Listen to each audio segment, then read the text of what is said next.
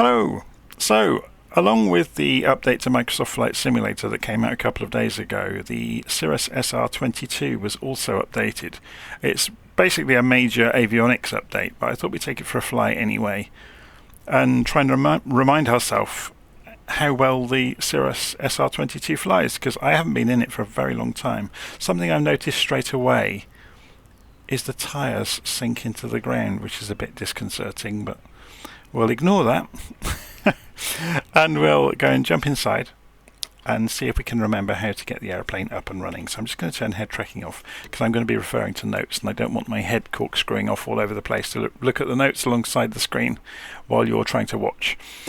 Okay, so I've written up a checklist in the normal way I do, removing all of the superfluous bits that if you want the accuracy, you can include them, and we'll come back to this in a moment. So there's lots of things in the checklist in the aircraft that are there for you to follow. There is no documentation with this aircraft, certainly that's been written by Asobo or Microsoft. There's nothing in there for it, so we have to follow our nose basically. But luckily this is quite a straightforward aeroplane. So Control 5 takes us to this front panel of switches. So the first thing we do in the aeroplane is turn batteries 1 and 2 on.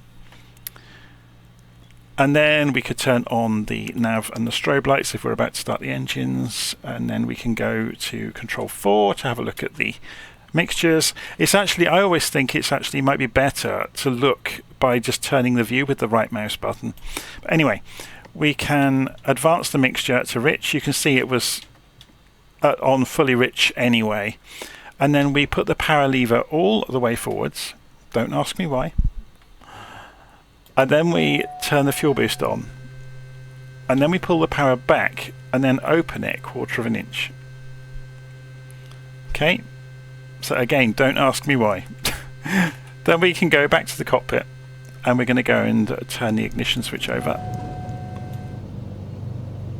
And we can monitor the gauges here, and we're looking for 1000 RPM. So we'll just ease the throttle forward to get it to about 1000. There we go. Or thereabouts, within 5 or 10 is fine. And then you ease back the rich mixture, looking for the highest RPM you can get.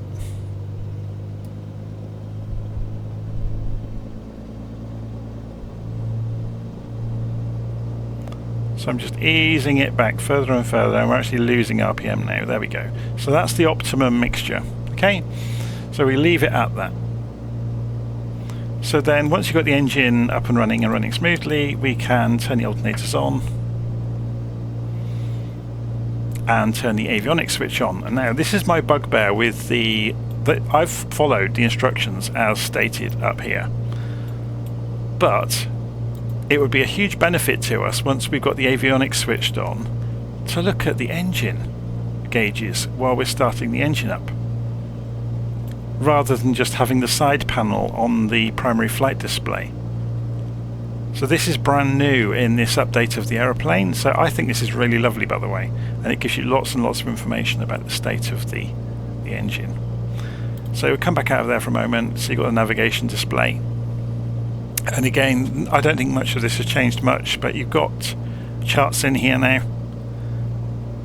which is all very well and good. It may only be for the US unless it's cached my Navigraph information from somewhere. But I'm suspecting this looks very much like a Navigraph chart to me. Anyway, let's go back out of here. So where are we in my checklist? So yeah, it was just looking at the engine. So I would have imagined if you're going to have those nice engine gauges, you might want to turn the avionics on first, but I understand there are risks around starting an engine with surges damaging electronics, so I'm doing it the way they're telling me to do it. So the next thing we're going to do is calibrate the altimeter, so I just pressed B to do that, and it turns out it was pretty accurate anyway. And we can go program a flight plan in, so we will. Our origin is Ells Willits, I think we're at the moment, so there we go, 028. So we'll roll the inner knob, click on the keyboard, and then we can key it in on the keyboard. Ells Willits, press enter to accept.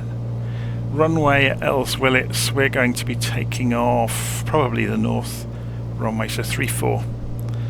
So if we roll the inner knob and then the outer knob to choose 3-4, then enter and then enter again, then we can roll further down. Our en route waypoint we're going to choose today will be the Endocino Vortex station, so Echo November India. So let's go and key in Echo November India, Mendocino, there it is. Press enter. And then further down, the destination today is going to be Boonville, D83, or Delta 83. So choose it in here, Delta 83. And then press enter, and then it'll ask us for a runway. So let's go and have a look. We'll be going in runway 31. So we'll change that, choose runway 31, press enter, and enter again. And we've got our basic route, so we can press flight plan again to get rid of that, and you should now see, yeah, we've got a magenta line across the map, which is perfect. Okay, so it's complaining about the parking brake being on, that's fine. So getting ready to roll, we're going to go and turn the pitot heat on. We'll go and put the, we'll wait with the landing lights until we're on the runway. We probably want to set a target altitude as well. That's not on my checklist, but we're going to do it. So we're at 2,000 feet at ground level. Let's go for 5,000 for the actual trip. So I'm just rolling it and watching the number at the top of the altitude ribbon. So all of these buttons seem to work, which is good. And we'll change the CDI mode at the moment is on localizer, so we'll just flick that around to GPS. Now when you're in GPS mode, the course will set itself. This is worth pointing out how this works actually. So if we go back to localizer mode, to change the course, you switch the button over here, and then this allows you to change it. Okay. But obviously if you change the CDI mode back to GPS, then it disregards the course, and it just, you know, shows you the GPS course relative to your aircraft. Okay, so flaps go to 50% for takeoff, release the parking brake, and we're off and rolling.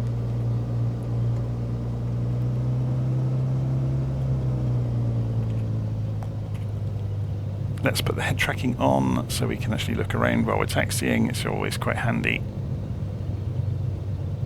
It's a nippy little aeroplane, isn't it? It's quick. Taxi's very fast. It's got quite a lot of positive thrust at idle. So you do need to keep on top of it.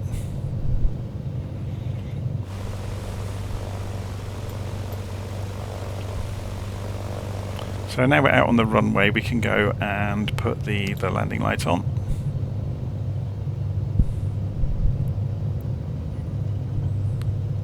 So it's got some nice modes on it for the autopilot, things like flight level change, which are always welcome to see, so we don't have to actually think. I don't think it's got nav mode, which will be lateral navigation. It has got VNav as well. That's interesting.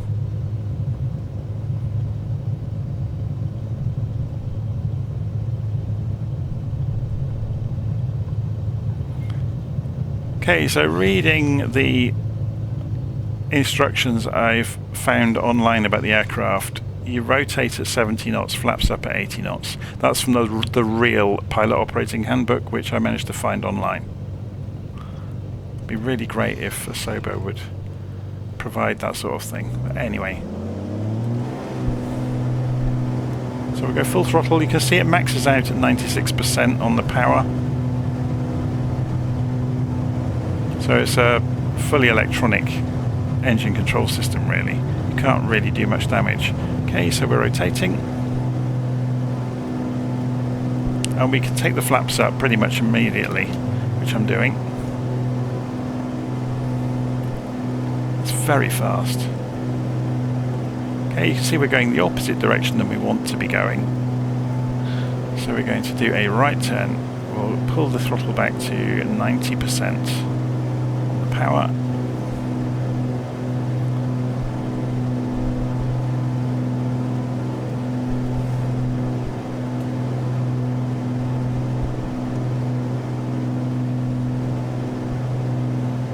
there's the runway we've just left behind. Coming back round towards our course.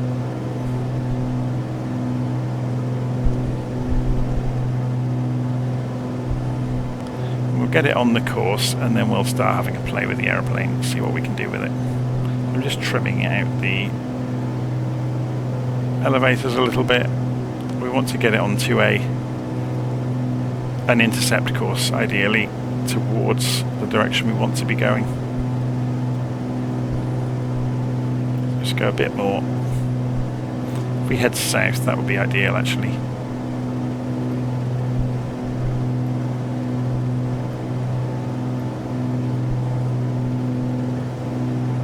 Okay, so if we were to center the heading bug up, then put the autopilot on, it will go to roll and pitch hold automatically. Let's put it on heading mode.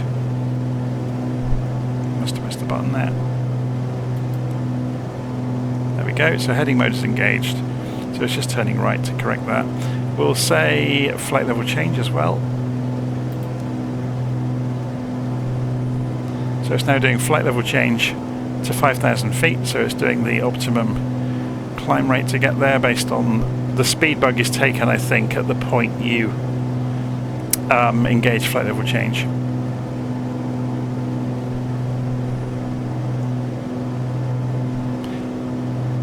So, say we wanted to fly following the course. Now we're within 1 dot on here, on the CDI, or HSI, sorry. We should be able to press nav. Yeah, and it's gone to GPS mode. So the aeroplane will turn left automatically when we cross. Oh, that's the plan anyway. Let's see what happens. So it's coming up to the course, and there it goes, it's banking left. We're also at 5,000 feet now, which is good. So we probably don't need to be going quite so fast. Let's pull the throttle back to 75%. And admire the scenery.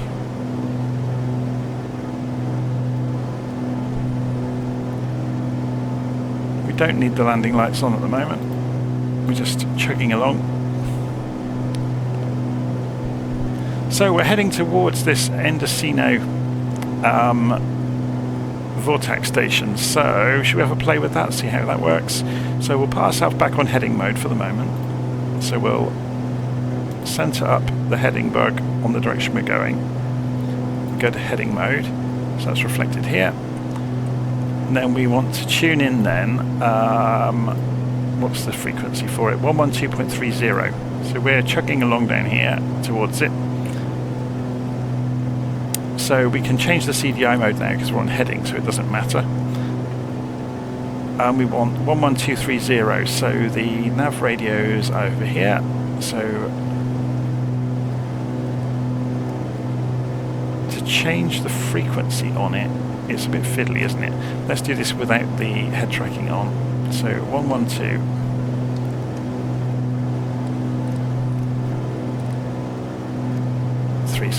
Transfer that to active, so that should come alive, and then we can change the course by pressing the course button and then rolling this round.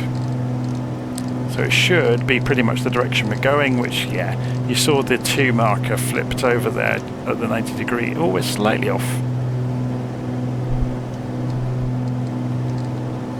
So we need to go back to course and turn this back again. So the reason for the slight deviation, if we go back to nav mode on the autopilot, it will obviously track that for us, so it's gone to VOR mode.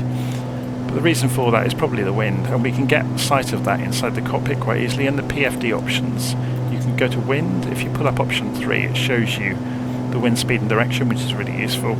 There's different variations you can have. You can have it resolve the vectors for you. There we go. So if we come back, we can also do DME, so we can show that. We can show the bearings as well. It's very clever, isn't it? Gives you lots and lots of information. If you don't like having the synthetic ground, you can turn the terrain off in the SVT settings. What else can you do? There's all sorts of stuff in this aeroplane, isn't there? Obviously you've got the transponder settings. There's even a stopwatch in the timer section there. So map HSI, so you can have an inset map if you want as well, but if you've got a second screen, there's not much point. Over on this map, obviously we showed you you've got the engine gauges there. I'm just keen to keep an eye on this so we don't go and run over the end of the thing. So you've got the checklists that we saw earlier. So again, the checklist, they use the check button, so they're very straightforward to use. And you can use the rollers to go up and down as well. Detail all. So you've got various decluttering options for the map, which is really useful. And as I said earlier, there's charts in here. It's debatable where they're coming from. So it may be US only, I'm not sure. So if we go chart options, profile, how's it doing it? Interesting. Approach charts. There's not going to be any approach charts for Boonville. There's no stars for Boonville. There's not even information really, is there? Show map. Yeah, so if you haven't got a chart, you can always show the layout on the map, which is really useful actually. Go back. So you can see we are approaching the Endocino VOR now. And yeah, the reason we were pushing off track was because of the crosswind. We got a 20 knot crosswind at altitude low. That wasn't there at ground level.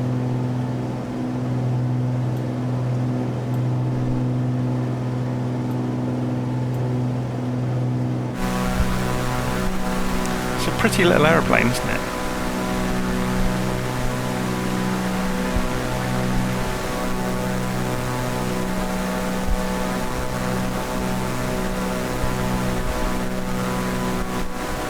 Quite bumpy today. You can see that in me following it around with my head tracking.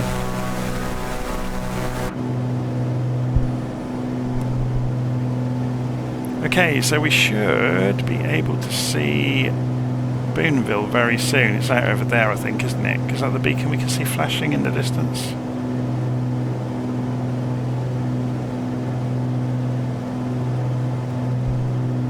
Or is it even closer than that? Is it maybe over this side? I'm trying to get my bearings here. I think it might be over here.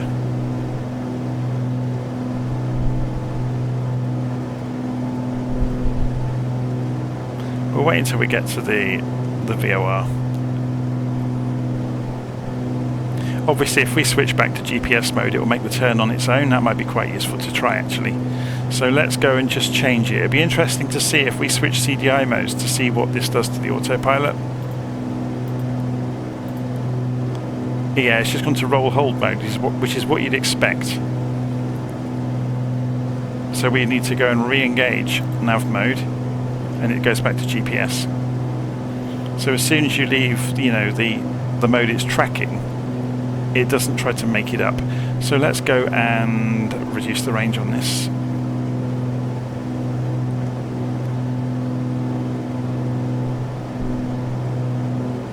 We're making the turn. And we should be able to see the runway over there.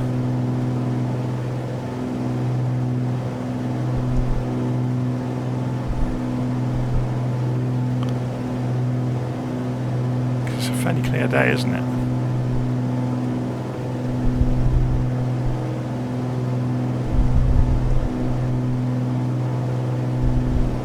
I think it's down here, isn't it? That's the parking area, and the runway's alongside the line of trees. So we'll be looping round anyway and coming down the valley. So if we disengage the autopilot now, so master button's here, so it's flashing, meaning it's disengaged. We can prove that with a wing waggle. Pull the power back to 50%. I will say the SR22 is a so-and-so to slow down. It really is.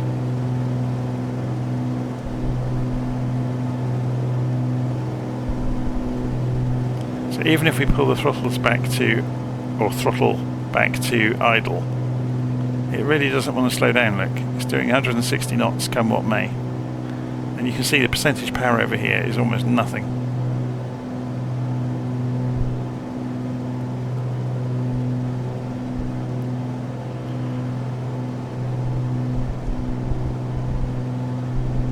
Let's have a look at that from outside.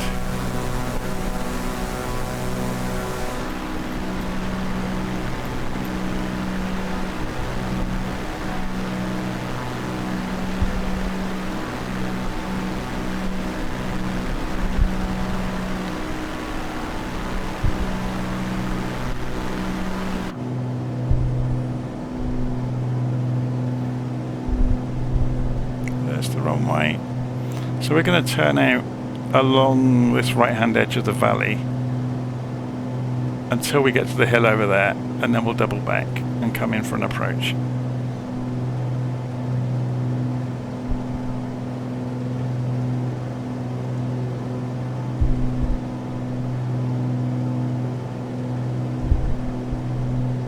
It's moving around a lot, isn't it? There's a lot of wind blowing around today. You can see down here on the wind speed, yeah, it's about 15 knots, but I guess it's barreling over the top of these hills. So we're in the lee of the hills at the moment. The wind's coming from behind us. So it's coming down the valley.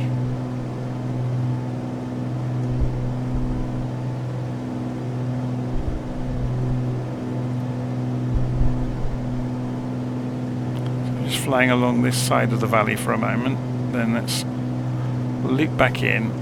Well, now we're losing speed as we turn, which was kind of planned.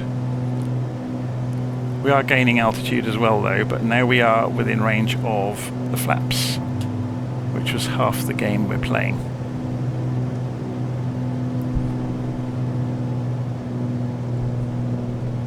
And we are now losing speed, and there's the wrong way.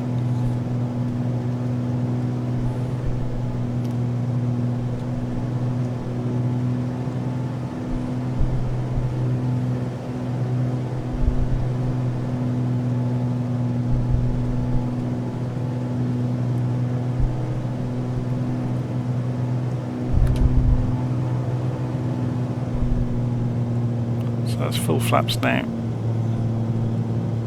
500. Should we have a look and see what it looks like from outside in that configuration? They're enormous flaps, aren't they?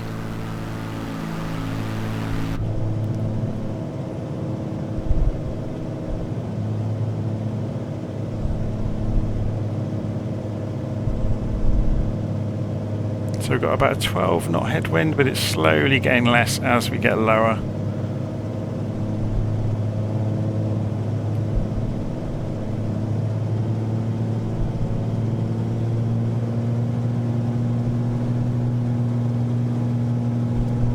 So looking to come in at about 70 or 80 knots, giving ourselves a little bit of margin away from stall speed. So it's entirely visual here at Boonville. There's no leading lights at all, or guidance lights.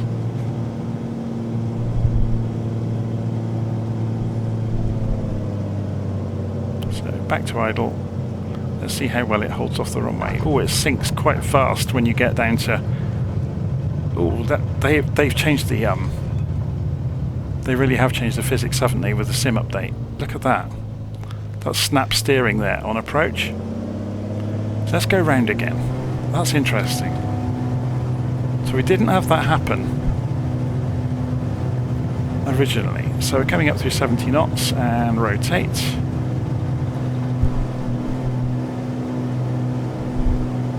And as we come through 80 knots, we can lift the flaps. So we're just going to do another circuit, just to experiment with that. Because I tried out the new SimWorks Studios aircraft, the PC-12, last night, and that was a handful on the runway now as well. So is this a change to the simulator we are seeing that affects all aircraft, or is it... It's almost like there's some snap steering going on.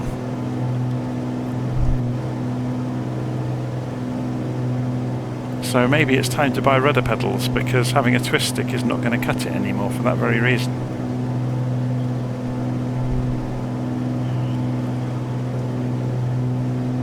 Okay, so we'll fly back out towards the hills. I mean, all it really means is you just have to be careful on approach. You know, very careful. So come off the power. Roll it in, which will lose speed on the turn. Extend the flaps. Add some power back.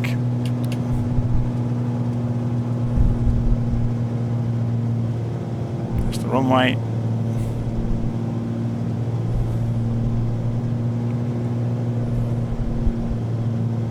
So maybe we don't come in quite so slowly. But we'll also be mindful of steering on the runway, that it might not react as we expect.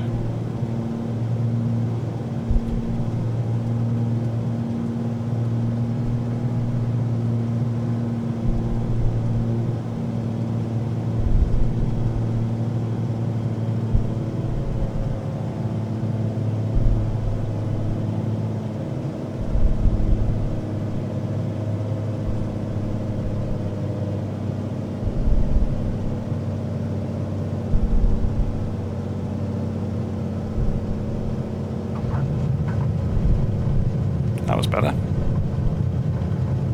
But at the end, as soon as I touched even a tiny amount, that's a bug.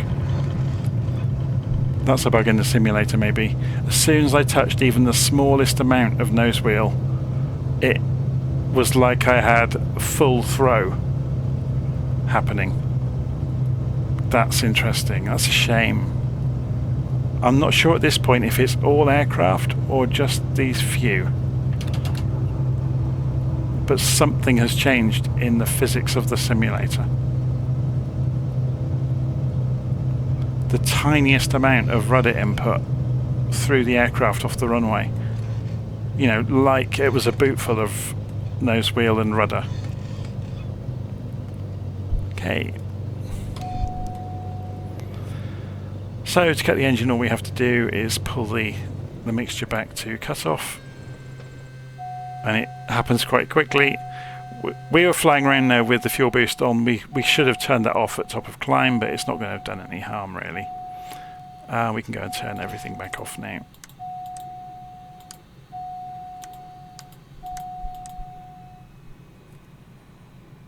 Okay, did they fix this so the door handles work? No, they didn't. That's a shame.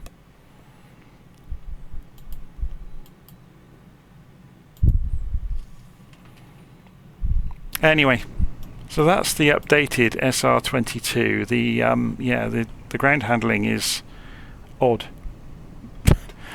But, I'm not sure at the moment if that's me that's causing that, or if it's my controls are causing that, or if it's the physics of the simulator has changed. All I know is that that's two aeroplanes now that have had a similar phenomenon happen with them, where the tiniest input on the runway was like having a boot full of input. It was, yeah, not fun. Anyway, that's the Cirrus SR22 again. I'll see you again soon.